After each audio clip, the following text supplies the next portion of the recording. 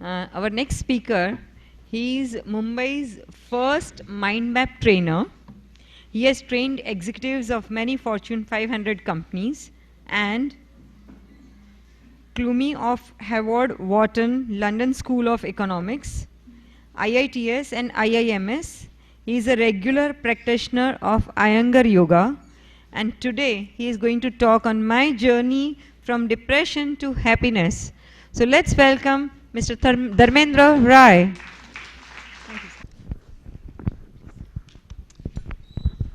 मैं आपको एक प्रश्न पूछने वाला हूं. You got to answer within 3 seconds. Okay, are you ready? I am not 21 years old. Guess my age. Okay, that didn't work out as well as I thought it would. Okay, so most people I ask this question to, they think I'm 35 years old. Okay, and I think somebody said 40. Maybe somebody said 30 also. But most people think I'm 35 years old. I'm actually 46 years old. Okay, so most people think I'm 11 years younger than I am.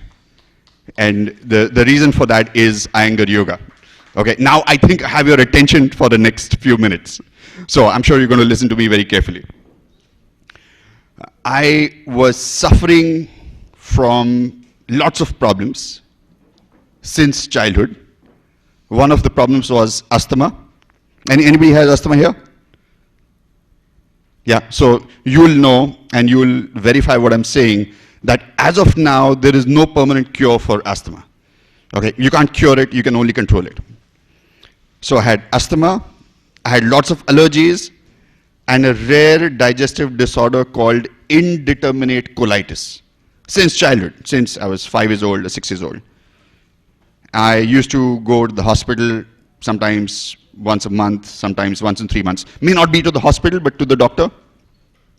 There are some great doctors out there, but there are also plenty of doctors who want to make you a permanent patient. And that was really, really problematic. Spending a lot of money, wasting a lot of school days, and going through a feeling of helplessness. So I don't understand how plenty of people do not take care of their health, go to hospitals, and lie down in hospitals for 5 days or 10 days. If I go to hospital even for 1 or 2 hours, I just hate it. I can't stand the sight of those depressed faces, the smells, and if I lie down on a hospital bed, I feel terrible. I feel absolutely unhappy. I feel absolutely depressed because I feel that I'm not able to contribute to somebody.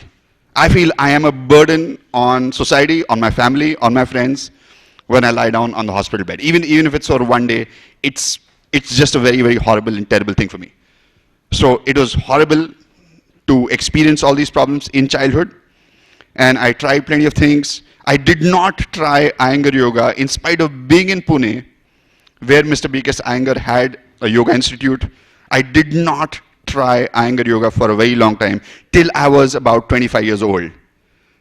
Because maybe it's my fault, maybe I should have worked harder, maybe I should have tried it out, maybe it wasn't marketed well, but I just didn't do it till I was 25 years old. And only when I was 25 years old, I went to a teacher. His name is Professor Kulhali. He's in Bangalore now. He had learned Iyengar Yoga under Mr. B.K. Iyengar for 14 years. And I used to go to him once a week for classes. And I used to do yoga practice every day, and I still do it every day right now. And that just helped me a lot. My asthma, my stomach problem, my allergies are completely under control. And that just got me out of depression. It helped me to achieve a lot, and it would definitely not be possible for me to stand here if it wasn't for Iyengar Yoga. So for some of you who don't know much about Mr. B.K. Iyengar, just to talk about him, 3 or 4 sentences. He is probably, or was, he died at the age of 95 about a year ago. He was probably the greatest teacher of Iyengar Yoga, greatest teacher of yoga, and yoga has lots of definitions, but I would like to call it Iyengar Yoga because it was a particular brand of yoga that he really focused on.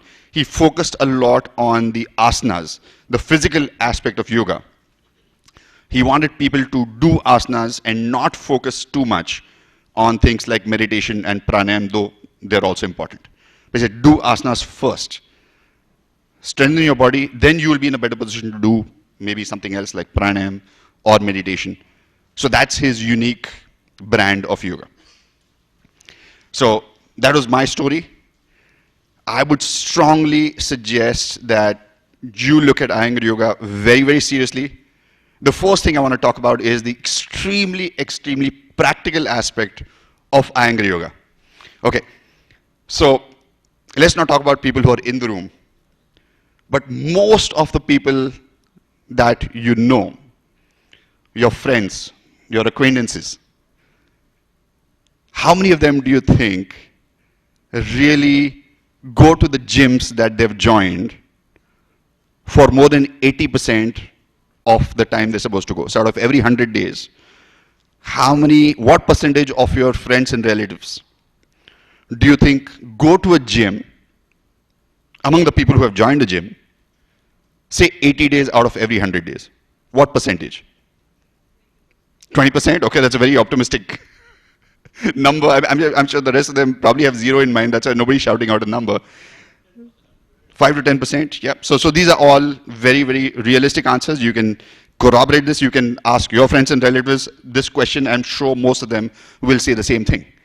Because it's tough, you got to join a gym, you got to travel to the gym, you got to work out, and you got to come back. Plus, the other point that I'm coming to that stops them from really doing this to a great extent. So I'm not knocking gyms. Gyms are great.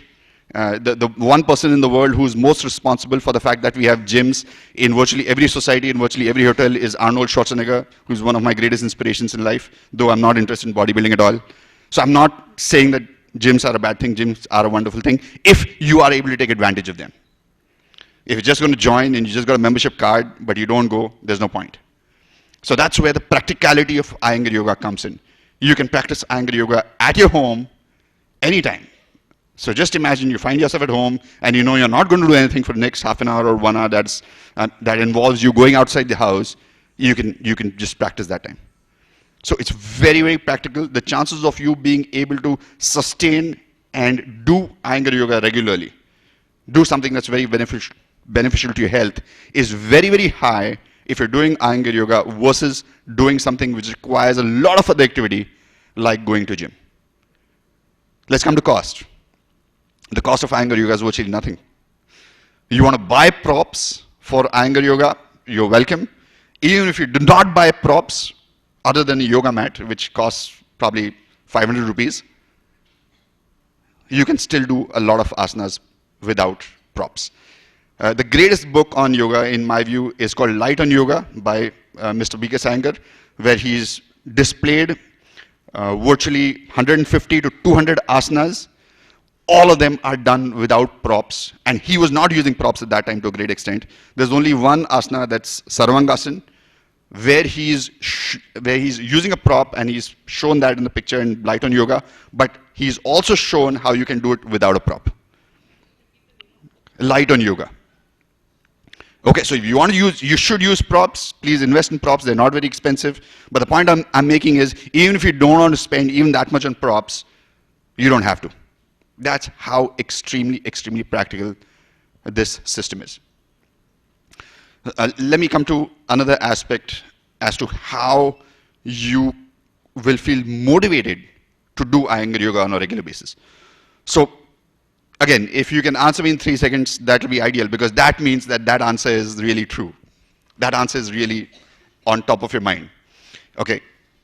What's the most important thing in your life? 3 seconds. Health? Okay, that's fantastic. It's really an enlightened audience, because I thought somebody would say money, somebody would say family, somebody would say wife, somebody would say father, mother, brother, something of that sort. Happiness, yeah, okay, so that's great too.